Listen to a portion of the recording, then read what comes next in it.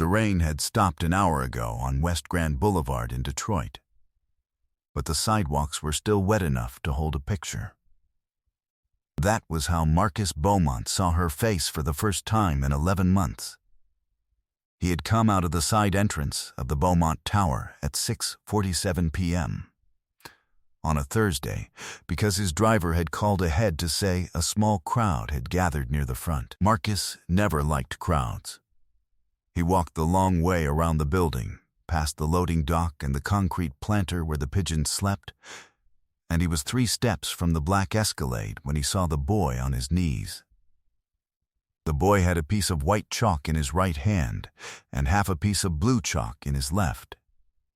He was working on the last section of the mouth. He had already finished the eyes. The eyes were what stopped Marcus. They were his daughter's eyes, not similar. Hers, the exact space between them. The exact curve of the lower lid where she used to squint when she was trying not to laugh at something she wasn't supposed to laugh at. The scar above the left eyebrow, a small crescent from when she fell off her bicycle on Warren Avenue at the age of 9, was drawn in one clean stroke, the way someone draws a thing they have seen 1,000 times. Marcus did not know who lived behind that boy's silence. But the boy on his knees already knew whose face he was drawing. The boy was small, 8 years old, maybe 9, though he looked younger from the way his shoulders folded forward when he leaned over the concrete. His name was Elijah Carter, though nobody on West Grand Boulevard had asked him for it in 6 weeks. He weighed 54 pounds. He had weighed 61 pounds in March. It was now the 2nd week of October, and Elijah had learned that hunger was not 1 feeling, but 3. There was the hunger that came in the morning, sharp and clean, like a knife held sideways. There was the hunger that came around 2 p.m. That made his hands shake so much he could not draw straight lines. And there was the hunger at night, which was not really hunger anymore, but a kind of cold that started in his stomach and moved outward until his fingers stopped working. He was wearing a gray hooded sweatshirt 2 sizes too big, the drawstrings cut off, and a pair of navy blue sweatpants with a hole at the right knee where the concrete had worn through the fabric. His shoes were donated Nikes, 1 size too small, and he had cut the toes open with a plastic knife 3 weeks ago so his feet could breathe. Around his neck, tucked under the sweatshirt where nobody could see it, was a small silver locket on a piece of nylon fishing line. Inside the locket was a photograph the size of a thumbnail, so worn at the edges that the woman's face in it was mostly memory now. His mother had given it to him on the last morning she was well enough to sit up. She had said, "Elijah, whatever else they take, don't let them take this." They had not taken it. But they had taken almost everything else. Elijah's mother, Denise Carter, had worked as a night janitor at Henry Ford Hospital for 11 years. She had cleaned the oncology ward for the last 6 of those years. She had known the names of every nurse on the 3rd floor, and she had made the sign of the cross every time she passed room 314, because a woman she had liked very much had died in that room in 2021. Denise had been 41 years old when she was diagnosed. She had been 42 when she died, on a Tuesday morning in August, in a hospice bed the state paid for, holding Elijah's hand and telling him 3 things she wanted him to remember.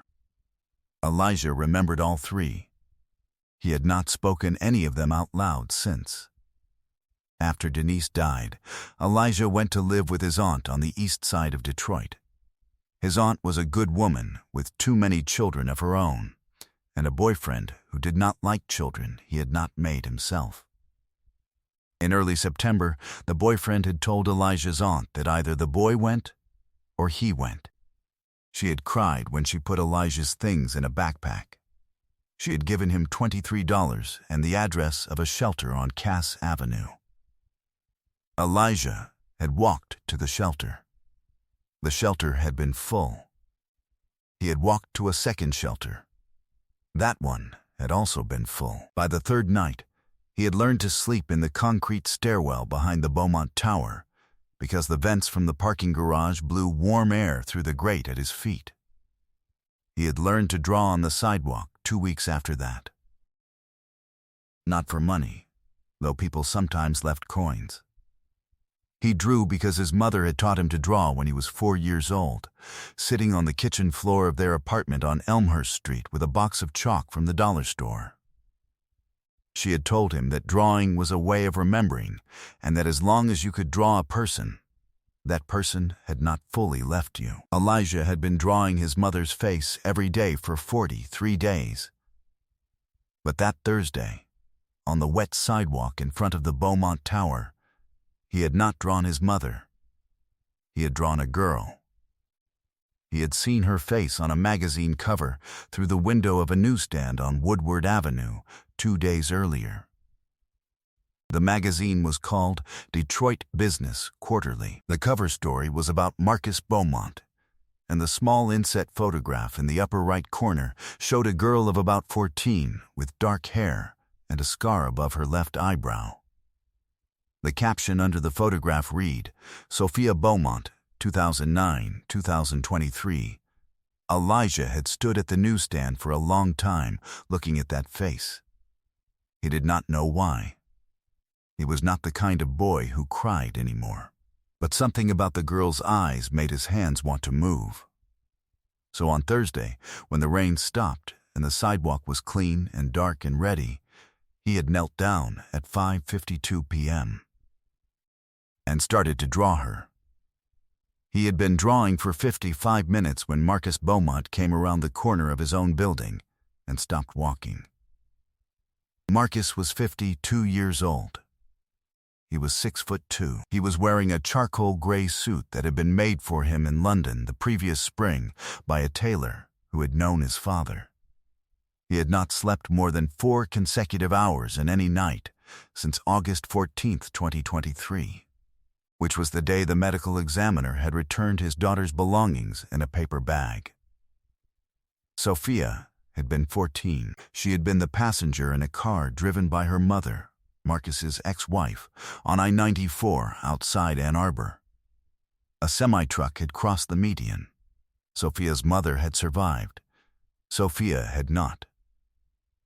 Marcus had built a company worth $2.3 billion. He had employed 4,700 people across 3 states. He owned the 28-story building he was standing next to. He had, on the day of Sophia's funeral, walked into his office at 7 a.m. and worked until midnight because he did not know what else to do with his hands. In the 14 months since, he had donated $180 million to hospitals, closed his home in Grosse Pointe and moved into a condominium on the 41st floor of a building on the river, and stopped attending every social event to which he had once been invited. He had stopped attending. He had stopped laughing.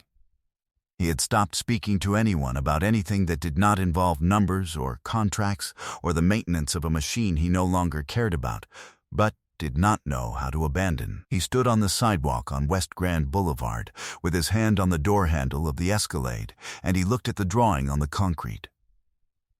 He did not move for 11 seconds. His driver, a former Marine named Charles Whitfield who had worked for Marcus for 9 years, watched him in the rearview mirror and did not speak. Charles had known Sophia since she was 5. Charles had also seen the magazine cover. Marcus let go of the door handle.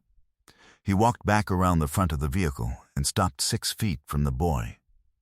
Elijah had not looked up.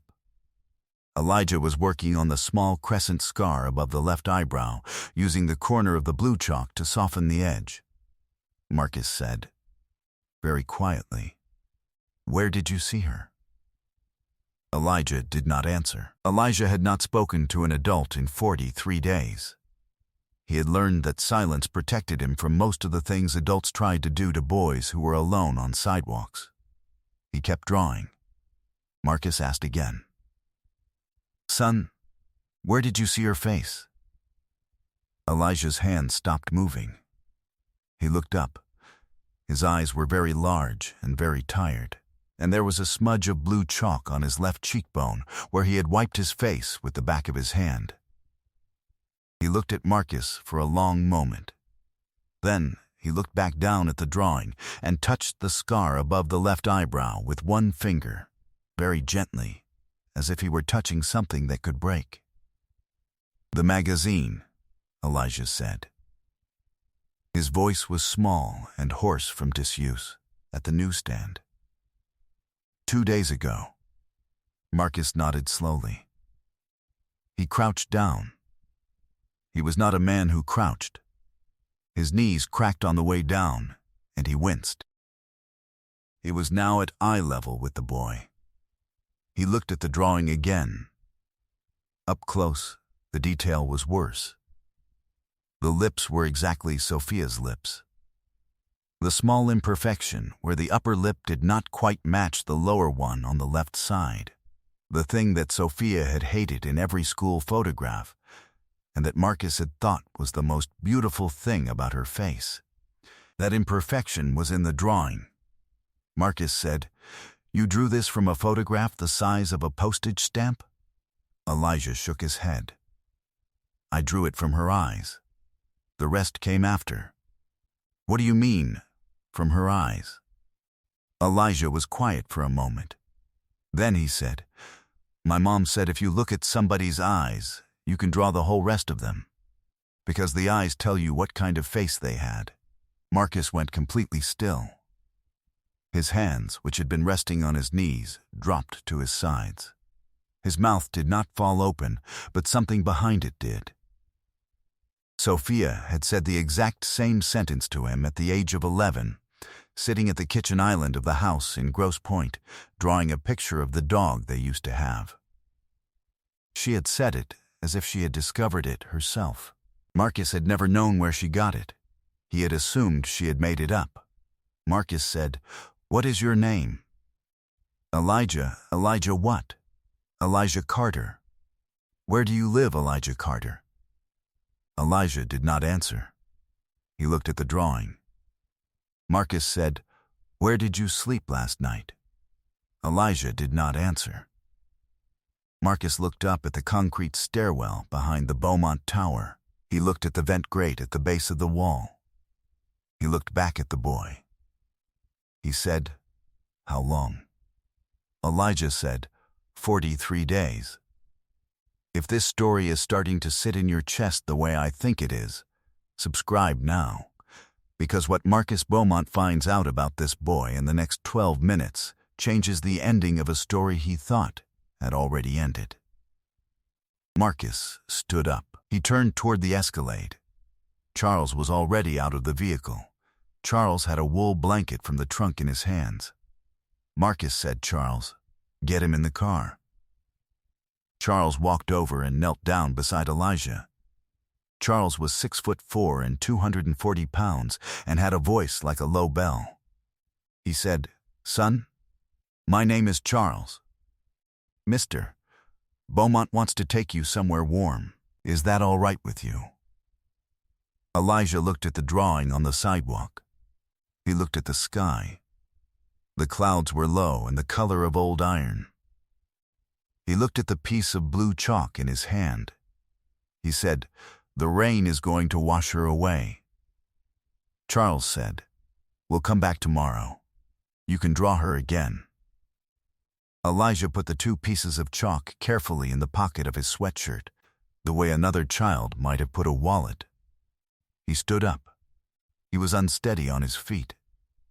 Charles put the blanket around his shoulders. Elijah did not resist. He got into the back of the Escalade and sat with his hands folded in his lap and did not touch anything. Marcus got in beside him. He said, "Charles, Henry Ford Hospital. Emergency entrance, not the front." Charles said, "Yes, sir." They drove in silence for 4 blocks. Then Marcus said, "Are you hungry?" Elijah said, "Yes." Marcus reached into the console and took out a granola bar. He handed it to the boy. Elijah opened it slowly and ate it in small bites, chewing carefully, as if he did not want to seem hungry even though he was. When he was done, he folded the wrapper into a small square and put it in the pocket with the chalk. Marcus said, "Elijah, tell me about your mother." Elijah was quiet for a long time. Then he said, "She worked at the hospital. She cleaned the 3rd floor. She died last year." Marcus said, "Which hospital?" "Henry Ford." Marcus's hand, which had been resting on the door, tightened on the armrest. Henry Ford was where Sophia had been born. Henry Ford was where Sophia had been declared dead. The 3rd floor was oncology. Marcus's mother had died on the 3rd floor of Henry Ford in 2019. Marcus said, "What was her name?" Elijah said, "Denise Carter." Marcus was quiet for a moment. Then he said, "How long did she work there?" 11 years. The Escalade turned onto Grand Boulevard. Marcus took out his phone. He did not call his assistant. He called Dr. Priscilla Okafor, who was the chief of pediatric medicine at Henry Ford and who had been a friend of Marcus's late mother for 23 years. He said, "Priscilla, it's Marcus. I'm bringing you a boy. I need a full workup, quietly, in the pediatric wing, not the ER. His name is Elijah Carter. His mother was Denise Carter. She worked in your building for 11 years. She died last year. I want to know everything." Yes, thank you." He hung up. He looked at Elijah. Elijah was looking out the window at the passing lights. He looked like a boy who had learned to be very small. Marcus said, "Elijah, when we get to the hospital, a doctor is going to check on you. She was a friend of my mother's. She is a good person. Do you understand?" Elijah nodded. Marcus said, "Nobody is going to take you anywhere you don't want to go. I want you to know that. You are with me now. Do you understand?" Elijah looked at him. His eyes were the eyes of a child who had been promised things before. He said, "Yes, sir." Marcus said, "You don't have to call me sir." Elijah said, "What do I call you?" Marcus said, "Marcus is fine." Elijah said, "Okay." They arrived at the hospital at 7:34 p.m. Dr. Okafor was waiting at the side entrance in a white coat over a green sweater. She was 61 years old, Nigerian-born, 5'3", and she smelled faintly of the peppermint tea she drank between patients. She took one look at Elijah and did not react to the state of him, which is a thing only very good doctors know how to do. She said, "Elijah, my name is Dr. Priscilla. Would you like to walk with me? Or would you like Mr. Whitfield to carry you?" Elijah said, "I can walk." He walked. He walked slowly. He walked with the deliberate care of a child who had learned that falling in front of adults was a thing that got you noticed in bad ways. Dr. Okafor walked beside him at exactly his pace and did not touch him and did not speak until they reached a private examination room on the 4th floor.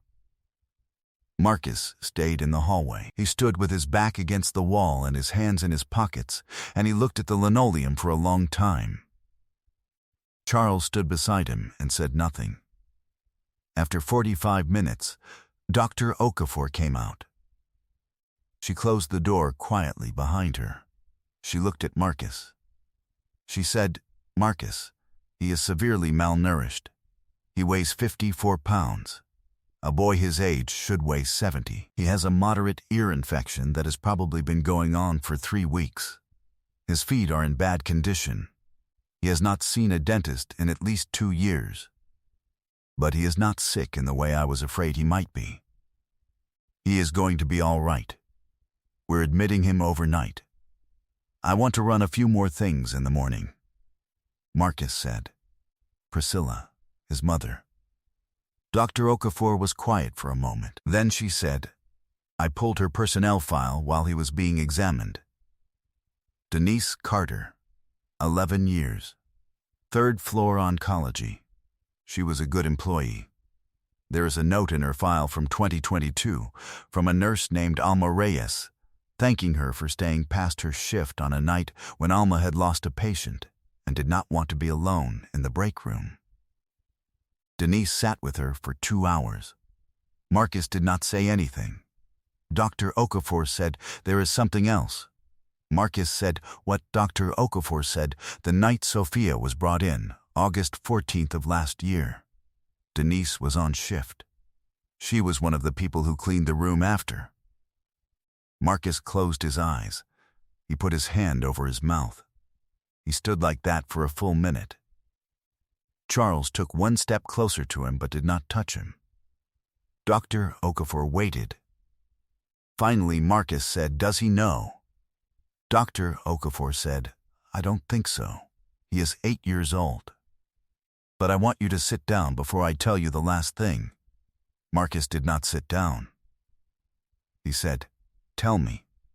Dr. Okafor said, "In Denise Carter's employment file, there is an emergency contact form. It was last updated in March of 2023. The person she listed as her emergency contact, other than her sister, was a woman named Ruth Beaumont." Marcus opened his eyes. Ruth Beaumont had been his mother's name. Dr. Okafor said, "Your mother sponsored her nursing certification. She paid for the classes. There is a handwritten letter in the file from your mother, dated 2018. Denise was studying to become an LPN. She was 2 semesters from finishing when she got sick." Marcus stood very still. Dr. Okafor said, "I don't think this is a coincidence, Marcus. I think this boy has been in your family's orbit longer than either of you knew." Marcus walked into the examination room. Elijah was sitting up on the bed in a blue hospital gown that was too big for him. He was holding the silver locket in one hand. He looked up when Marcus came in. Marcus sat down in the chair beside the bed. He did not speak for a moment. Then he said, "Elijah, can I see the locket?" Elijah looked at him for a long time. Then he opened his hand. The locket was small and dented on one side. The photograph inside was of a woman with dark eyes and a wide smile. Marcus had never seen her face, but on the back of the locket, engraved in letters so small that Marcus had to hold it under the light to read them, were the words, "For Denise, from Ruth." "Keep going." Marcus set the locket back in Elijah's palm very carefully. He said, "Do you know who Ruth was?" Elijah shook his head. "My mom said she was a lady who helped her." Marcus said, "Ruth was my mother." Elijah looked at him. He did not say anything. Marcus said, "My mother helped your mother go to school. And your mother, on the worst night of my life, cleaned the room where my daughter died. And you drew my daughter's face on the sidewalk in front of my building because something in her eyes made your hands want to move." Elijah was quiet. Marcus said, "Elijah, I don't know what any of this means yet, but I know one thing. You are not going back to that sidewalk. Not tonight. Not tomorrow. Not ever." Elijah looked at him. His lower lip was doing the thing that lower lips do when a child has been holding something in for a very long time. But he did not cry. He said, "Are you going to send me somewhere?" Marcus said, "No." Elijah said, "Where am I going to go?" Marcus said, "With me, if you want to." There is a room on the 41st floor of a building on the river that has been empty for 14 months. It has a window that faces east. Sophia used to say that any room worth living in had to face east because that was where the morning came from. You can stay in that room for as long as you want to stay. And if you want to draw, I will buy you every color of chalk that has ever been made." Elijah looked at him for a long time. Then he said, very quietly, "Okay." Marcus stayed in the chair beside the bed until Elijah fell asleep. It took about 20 minutes. When the boy was breathing steadily, Marcus stood up and walked to the window and looked out at the lights of Detroit. He had not cried in 14 months. He did not cry now. He simply stood at the window, with his hand pressed flat against the glass, and he thought about a woman named Denise Carter, who had cleaned a room at Henry Ford Hospital on the 14th of August in 2023. And he thought about his mother's handwriting on the back of a locket. And he thought about how the world sometimes hands you back the pieces of your own life in a shape you would never have recognized on your own. In the 6 months that followed, Marcus Beaumont did 3 things.